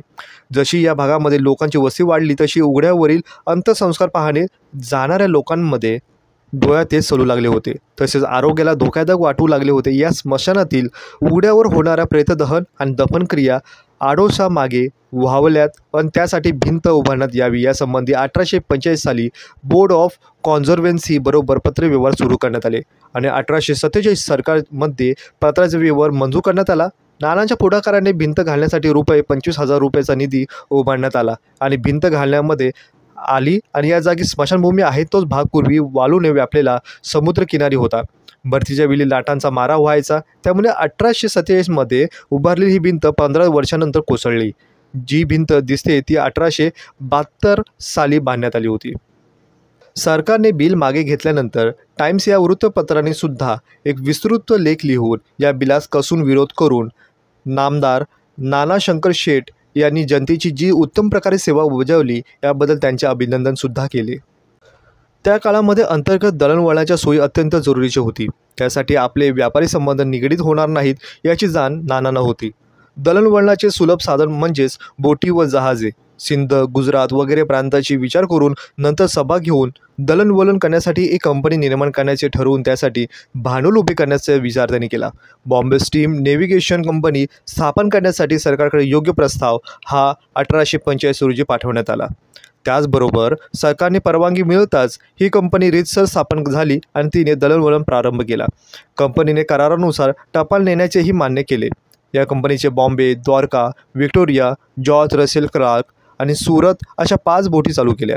त्यापैकी सुरत बोटीला 20,000 दुरुस्तीसाठी खर्च करावे लागले आणि या 2 महिन्यातच ती बुडाल्याने कंपनीचे फार मोठे नुकसान झाले. नानांनी या कंपनीचे संचालक होते आणि तसे ते विश्वस्तही होते. या दुहेरी जबाबदारी शिवाय त्यांच्या कंपनीचा जमा खर्चावर देखरेखसुद्धा होते. जरूर वाटल्यास हिशोब तपासणी पाहणे ही जबाबदारी टाकण्यात आली होती. ज्या ज्या कंपनीशी किंवा व्यवसायाशी नानांचा संबंध आला त्या कंपनीचा आणि व्यवसायाचा उत्कर्षाने त्यांनी त्यांच्याकडून शिकस्त केली. त्यासाठी त्यांनी आळशीपणा, दुर्लक्ष, चालढकल केव्हाही केली नाही. नानांचे हे धोरण सर्वांनी आत्मसात करण्यासारखेच आहे. मुंबईत आगगाडी सुरू झाली पाहिजे ही कल्पना मूल धरू लागली होती. लोकहिताची कोणतीही योजना असो, नानांचा पुढाकार हा ठरलेलाच असतो. त्याचप्रमाणे 1843 साली नाना शंकरशेट्टी आणि जमशेदजी जिजीभाय तर अर्स्किन पेरी, काही गोरे स्थापत्यशास्त्रज्ञ आणि हिंदी पुढारी यांच्याशी चर्चा केली. त्यांनी मुंबईतील आगगाडीची कल्पना रुजवण्यासाठी ग्रेट ईस्टर्न रेल्वे या नावाची कंपनी 1843 साली स्थापन केली आणि 1844 रोजी सरकारला एक अर्ज पाठवून आगगाडी सुरू करण्याची विनंती केली. आगगाडीमुळेच कशी प्रगती होईल यासंबंधी एक योजना सादर करून मुंबई लोहमार्ग तयार करण्याची विनंतीही त्यांनी केली. पहिली आगगाडी ही 16 एप्रिल 1853 रोजी सायंकाळी 5 वाजता बोरी बंदर स्थानकापासून सुटली. ठाणे हे 20 मैलाचे अंतर हे तोडण्यामध्ये तिला अंदाजे 1 तास लागला. या गाडीमध्ये राज्यपाल, नाना शंकरशेठ आणि कंपनीचे संचालक, बडे अधिकारी, व्यापारी, निमंत्रित अशा 500 लोकांची बसण्याची सोय होती. गाडी ठाणे येथे पोहोचल्यानंतर कंपनीतर्फे सर्व निमंत्रितांना थाटाचा उपहार देण्यात आला. नाना मात्र जातीने सर्वांचे आदरातिथ्य करीत होते. कार्यक्रम संपल्यानंतर 8 वाजता गाडी ही मुंबईस परतली होती. इंग्रजी साम्राज्याच्या एखाद्या समारंभामध्ये अध्यक्षपद हे हिंदी माणसाने भूषविणे किंवा उद्घाटन करणे तेही प्रांताच्या मुख्य म्हणजे राज्यपाल यांच्या समक्ष ही गोष्ट हिंदुस्थानी लोकांच्या पुढाऱ्याला बहुमानाची अशी होती. नानाच्या प्रयत्नामुळे हे सुंदर स्मारक अजूनही लोकांचे आणि विशेषतः तरुण पिढीचे आकर्षक बनले आहे. हे ठिकाण व्हिक्टोरिया गार्डन्स किंवा राणीचा बाग, अलीकडे जिजामाता उद्यान या नावाने सुद्धा ओळखले जातं. भायखळा येथे असणारे हे स्थान मुलांच्या करमणुकीचे एक उत्तम स्थळ मानले जाते. तसेच वस्तुसंग्रहालय, निरनिराळ्या प्रकारची झाडे, फुलझाडे, वन्यप्राणी, साप वगैरे तेथे सापडतात. आता या बागेची व्यवस्था मुंबई महानगरपालिकेच्या यांच्या अंतर्गत सोपवण्यात आली आहे. या वस्तुसंग्रहालयाचे नामांतर नंतर भाऊदाजी लाड या वस्तुसंग्रहालय असे सुद्धा करण्यात आले आहे. बंगाल प्रांतामध्ये राजा राममोहन रॉय यांनी सतीच्या चालीविरुद्ध प्रचार चालविला. याचप्रमाणे मुंबईतील जगन्नाथ शंकरशेठ हे आपल्या वजनाचा उपयोग करून लोकमत जागृत करण्यासाठी परोपकारीने झटत होते. काही भूतदयातील इंग्रजांनी आणि मिशनऱ्यांनी सतीची चालीविरुद्ध चळवळ सुरू केली आणि सरकारने कायद्याची ही चाल बंद करावी अशी मागणी केली. या चळवळीचा परिणाम हा 1823 बहुसंख्य लोकांच्या सह्या घेऊन ब्रिटिश पार्लमेंटमध्ये एक अर्ज सादर करण्यात आला. या अर्जावर हिंदी लोकांच्या वतीने राजा राममोहन रॉय आणि जगन्नाथ शंकरशेठ या दोघांच्या सह्या प्रथम होत्या. नाना अगदी तरुण असून सुद्धा राजा राममोहन रॉय यांच्याप्रमाणे तेही हिंदी लोकांचे एक सुशिक्षित आणि वजनदार आणि कर्तबगार असे नेते होते. इंग्लंडमध्ये त्यांची ख्यातीही होती. नंतर लॉर्ड विल्यम बेटिंगच्या हिंदुस्थानाचे गव्हर्नर म्हणून त्यांची नेमणूक करण्यात आली आणि सतीची बंदी कायदा हा व्हावा या मताने ते होते. आपल्या कारकिर्दीमध्ये तो कायदा करण्याचा त्यांनी निर्धारच केला होता. त्यांनी सर्व प्रांतातील राज्यपालांना आदेश पाठवून दिला की या प्रांतातील पुढाकाराने मत अजमावण्यासाठी कळविले. मुंबईच्या राज्यपालांनी प्रथम नानांचाच विचार घेतला. नानांनी ही चाल त्वरित बंद झाली पाहिजे असे सांगून त्यासाठी आवश्यक ते कागदपत्रे सर्वत्र सहाय्य देऊन असे आश्वासन दिले. लॉर्ड बेटिंग यांनी स्वतःच्या राजा राममोहन रॉय यांचा विचार घेतला. त्यांनाही नानाप्रमाणेच मत मिळाले. मात्र योगाप्रमाणेच प्रथम बंगालपुरताच हा निर्बंध लावण्यात आला अशी सूचना करण्यात आली. लॉर्ड बेटिंग यांनी सर्व प्रांताविरुद्ध आलेली मते विचारात घेतली आणि अखिल हिंदुस्थानासाठी कायदा करण्यात आला. त्याचप्रमाणे 1829 रोजी हा कायदा करून सतीची सक्ती करणाऱ्यास देहांतीची शिक्षा दिली जाईल असे जाहीर करण्यात आले. मुंबई शहर सर्वांगीण सुंदर झाले पाहिजे आणि हिंदुस्थानाचे भूषण म्हणून सर्वांनी या शहराकडे पाहावे इतकी त्यांची सुंदर सजावट आणि रचना झाली पाहिजे. याबद्दल नानांना तळमळ वाटत होतीच आणि याच तळमळीने सुधारणेच्या प्रत्येक चळवळीमध्ये ते कार्यामध्ये हिरिरीने भाग घेत होते. अशा जिवंत तळमळीचा एक महाराष्ट्रीयन महापुरुष नानांच्या रूपाने सुमारे 200 वर्षापूर्वी होऊन गेला. काळाच्या मुंबईच्या वैभव संपन्नेसाठी त्याने त्यांच्या सर्वांगीण उन्नतीसाठी झटत राहिले. त्यांच्यातील जीवन साफल्य मानित होते. ही आठवण खरोखरच आजच्या मराठी माणसाला सुखदायी आहे. नाना शंकर शेठ हे मराठी म्हणून जन्माला आले असले तरी ते मराठीचे पुढारी असले तरी त्यांचे कार्य हे मराठीपुरते मर्यादित नव्हते. ते अखिल हिंदू समाजाचे प्रतिनिधित्व या नात्याने ते कार्य करत होते. त्यांच्या निधनानंतर भरलेल्या कायदेमंडळाच्या बैठकीमध्ये दुखवट्याच्या ठरावावर बोलताना राज्यपाल सर बार्टल फ्रियर ते म्हणाले होते की नाना शंकर शेठ यांच्या निधनामुळे आपली जी हानी झाली आहे ती भरून येण्यासारखी नाही. त्यामुळे सर्व समाजाचे खूप नुकसान झाले आहे आणि त्यातल्या त्यात मुंबई सरकारचे तर अधिकच नुकसान झालेले आहे. नाना शंकर शेठ यांच्या प्रति आदरभाव प्रकट करण्यासाठी तेथील नागरिकांनी अलीकडेच पुतळ्याच्या रूपाने त्यांचे स्मारक करण्याचे ठरवले होते. जीवनपणी अशा स्मारकाचा मानसन्मान क्वचितच एखाद्याच्या वाट्यालाच येतो. माउंट स्टुअर्ट एल्फिन्स्टन ते आतापर्यंत सर्व प्रांतांच्या वाट्यास जे जे राज्यपाल आले त्या सर्वांचा प्रेम आदरभाव ते पात्र होऊन राहिले. हिंदी लोकांसंबंधी कोणताही कायदा करावायचा असो प्रथम त्याला सल्ला घेतल्याशिवाय म्हणजे नानांचा सल्ला घेतल्याशिवाय त्यांचे पाऊल राज्यपालाचे पाऊल पुढे पडतच नसे. सरकारचे अलिखित असे धोरणच होते. प्रारंभी शिक्षण प्रसाराची योजना तयार करताना राज्यपाल एल्फिन्स्टन यांना त्यांच्या सल्लामसलतीचा फारच उपयोग झाला. त्याचप्रमाणे नंतरच्या राज्यपालांनाही त्यांच्या सल्लामसलतीचा फायदाही घेता आला. अशा प्रकारचा बहुमान लाभलेली दुसरी मान्यवर व्यक्ती ह्या मुंबईसारख्या शहरामध्ये कोणीही उपलब्ध नव्हती. नानांच्या वैचारिक शैलीचा अनुभव घेण्यासाठी दत्तक कायद्यात झालेली सुधारणा हा तितकाच महत्त्वपूर्ण ठरतो. दत्तक घेण्यासाठी कायदा त्यावेळी अस्तित्वात होताच त्यात काही उणिवा आढळून आल्या होत्या. दत्तक घेण्यात आलेल्या अल्पवयीन मुलांच्या अज्ञानाचा फायदा घेऊन त्या मुलांच्या संरक्षणासाठी आणि सांभाळ करण्यासाठी ज्याची योजना करण्यात आली आहे ती माणसे दत्तकाच्या अज्ञानाचा फायदा घेऊन त्यांची नावे असलेली मिळकतीची वाटेल तशी विल्हेवाट आणि त्याचा वापर करत असे. अशी अनेक उदाहरणे नानांच्या दृष्टीस आली होती. दत्तक संबंधी कायद्यात जरूर त्या सुधारणा घडवून आणणे हे नाना तितकंच महत्त्वाचं वाटत होतं. म्हणूनच 1862 साली विधिमंडळासमोर त्यांनी 23 जुलै 1862 रोजी पुणे येथे भरलेल्या विधिमंडळाच्या बैठकीमध्ये यावर जोरदार चर्चा झाली. त्यानंतर सिलेक्ट कमिटीकडे पाठवण्यातही आले जेथे जरूर तो फेरविचार करण्यात आला आणि लोकमताचा अंदाज घेण्यासाठी देशी भाषात प्रसिद्धसुद्धा करण्यात आला. शेवटी नानांनी सुचवलेल्या ह्या सुधारणा ह्या बिल म्हणून पास करण्यात आले. अमेरिकेतील यादवी युद्धामुळे हिंदुस्थानाला कापसाला व्यापाऱ्यांना तसेच कापसाला तेजीचे दिवस आले होते. युद्धामुळे अमेरिकेचा कापूस इंग्लंडमध्ये निर्यात केला जात नव्हता. त्यामुळे हिंदुस्थानच्या कापसाला फार मागणी आली होती. सुरत व आसपासच्या विभागातील कापूस हा मुंबईत जमा करून तो इंग्लंडकडे समुद्रमार्गे पाठवण्यात येत असे. गुजरात व इतर भागातील कापूस BBCI रेल्वेने आणला जात असे. त्यावेळी या रेल्वेचे स्टेशन हे शेवटचे स्टेशन ग्रँड रोड होते आणि कापूस जमा करण्याचे ठिकाण हे कुलाबा येथे होते. कापसाच्या गासंड्या ग्रँड रोड ते कुलाबापर्यंत बैलगाडीने ने आणणे फारच कष्टदायक आणि खर्चिक होते. ही गैरसोय दूर करण्यासाठी आणि हेतूनेच ग्रँड रोड ते कुलाबा येपर्यंतचा समुद्रकिनारा शक्य तेवढा हटवून व खड्डे बुजवून त्यावर लोहमार्ग करून आगगाडी कुलाबापर्यंत नेण्यात यावी अशी कल्पना तत्कालीन कापूस व्यापाऱ्यांच्या मनात निघाली. त्यामुळे रिची स्टुअर्ट कंपनी ही मुख्य त्यावेळी कार्य करत होती. या कंपनीचे एक प्रमुख भागीदार म्हणून मायकल स्टॉक यांनी हा पुढाकार घेऊन बॅक बे रेक्लेमेशन कंपनी स्थापन केली.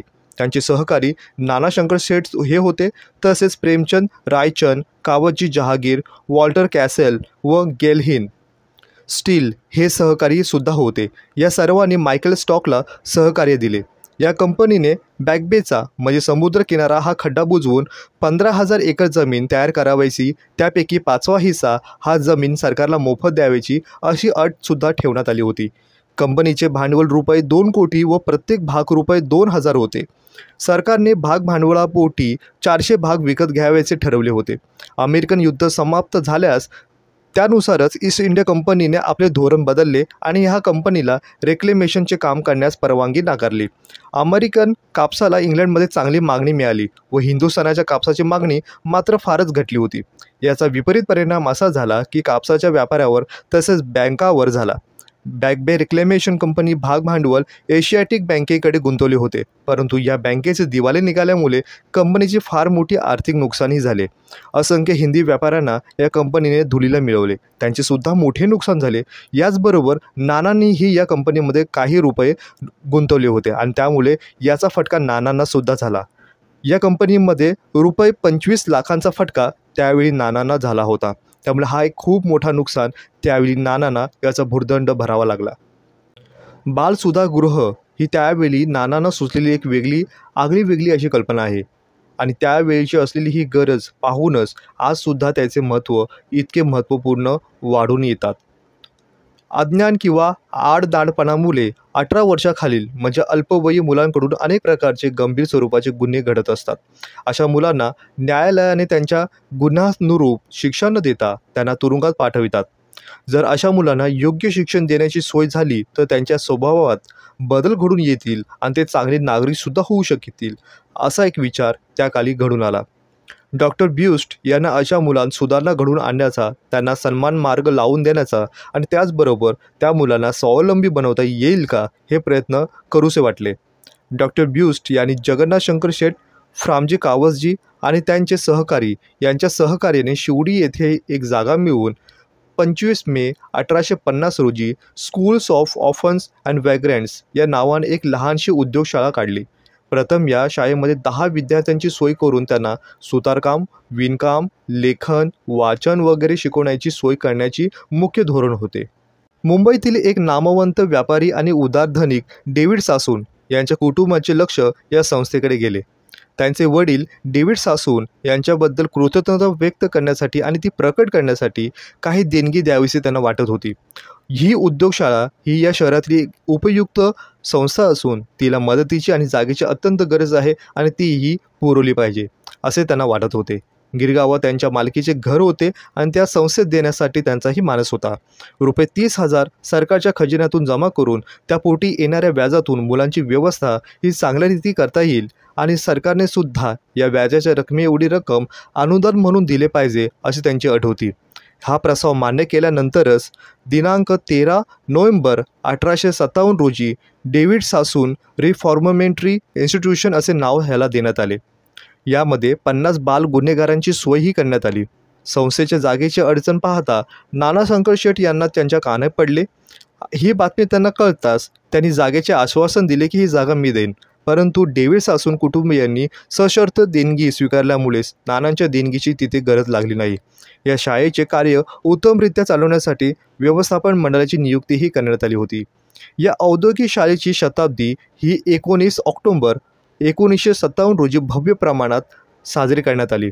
डॉक्टर ब्यूस्ट, नाना, डेव्हिड सासून यांना दूरदृष्टी अशी होती ती 150 वर्षापूर्वी त्यांनी बाल गुन्हेगारांच्या जीवनामध्ये सुधारणा घडवून आणता येतील आणि त्यांना तुरुंगात न ठेवता त्यांच्यासाठी वेगळी व्यवस्था काहीतरी करण्यात येईल आणि त्यांना योग्य मार्ग मिळेल असे त्यांना प्रतिपादन त्यावेळी त्यांनी केलं होतं. अशा मुलांना सुधारण्यासाठी प्रथम मुंबईत नंतर उमरखाडी, माटुंगा, मानखूर अशा ठिकाणी ही सुधारगृहे निर्माण करण्याचा प्रस्ताव पुढे येऊ लागला होता. मुंबईच्या जडणघडणीमध्ये आणि विशेष करून नागरी सुविधा उपलब्ध करून देण्यासाठी नानांनी अतोनात प्रयत्न केले. नाना जरी महापौर झाले नसले तरी त्यांचे कार्य फार मोठे आणि कौतुकास्पद होते. इतकेच नव्हे तर ते नागरिकांच्या प्रतिनिधीचे मार्गदर्शक तसेच स्फूर्तिदायक असे त्यांचे कार्य होते. त्यांची स्मृती निरंतर राहण्यासाठी बृहन्मुंबई महानगरपालिकेच्या भव्य ऐतिहासिक सभागृहामध्ये नानांचे एक मोठे भव्य रंगीत तैलचित्र लावण्यात आले होते. याचबरोबर नानांचा भव्य वाडा जो गिरगाव मार्गावर होता, धोबी तलाव ते नाना चौकपर्यंत जाणाऱ्या रस्त्याला गिरगाव रोड असे म्हणतात. लोकांच्या मागणीमुळे या रस्त्याला नामांतर करून जगन्नाथ शंकरशेठ मार्ग असे करण्यात आले. दैवज्ञ समाज उन्नती परिषदेच्या प्रयत्नामुळे महाराष्ट्र राज्य पाठ्यपुस्तक मंडळाने श्रीयुक्त यदी फडके लिखित नाना शंकर शेठ हा धडा इयत्ता 5वीच्या मराठी पाठ्यपुस्तकामध्ये अंतर्भूत करण्यात आला होता. त्यामुळे काही काळ 5वीच्या विद्यार्थ्यांना मुंबई नगरीच्या या आद्य शिल्पकाराची माहिती मिळाली. या पुस्तकात सुधारणा झाल्यानंतर हा धडा पुढील सुधारित अभ्यासक्रमातून वगळण्यात आला. नानांच्या संगमरवरी पांढरा शुभ्र पूर्ण कृती असलेला इंग्लंडमध्ये तयार केलेला पुतळा मुंबईच्या ऐतिहासिक टाउन हॉलच्या तळमजल्यावर बसवण्यात आला होता.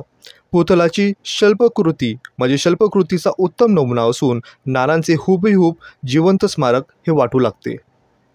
नाना शंकर शेठ यांच्या कुटुंबियाच्या संयुक्त प्रयत्नामुळे आणि भारताचे माजी अर्थमंत्री माननीय श्री मधु दंडवते यांच्या सहकार्यामुळेच नानांचे टपाल तिकीट भारतीय डाक विभागाने 15 फेब्रुवारी 1991 रोजी प्रकाशित केले.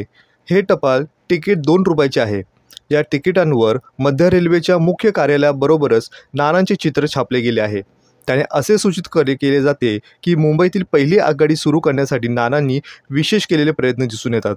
तसेच मुंबई विद्यापीठाच्या नानांचे घनिष्ठ संबंध कसे होते म्हणून पहिल्या दिवशीच्या पाकिटावर मुंबई विद्यापीठाचे चित्रसुद्धा प्रकाशित करण्यात आले होते. मुंबईमधील दादर येथील खौदादार सर्कलच्या चित्रा सिनेमापासून ते रुईया महाविद्यालयापर्यंतच्या जंक्शनपर्यंत जोडला जाणारा उड्डाणपुलाचे उद्घाटन माननीय शिवसेना प्रमुख बाळासाहेब ठाकरे यांच्या हस्ते 8 जुलै 2000 रोजी संपन्न झाले. त्यावेळी त्यांनी जाहीरसुद्धा केले की या उड्डाणपुलाला नामदार जगन्नाथ तथा नाना शंकर शेठ असे नाव द्यावे आणि त्यानुसारच या उड्डाणपुलाचे नाव ठेवण्यात आले. मुंबई सेंट्रल रेल्वे स्थानकाचे नाव बदलून जगन्नाथ शंकर शेठ असे रेल्वे स्थानक नाव करण्याचे अनेक योजना अनेक कार्यक्रम करण्यात आले, परंतु अद्यापही या मुंबई सेंट्रल रेल्वे स्थानकाचे नाव बदल करण्यात आले नसून परंतु ही जोरदार मागणी आजही अद्यावत करत आहे.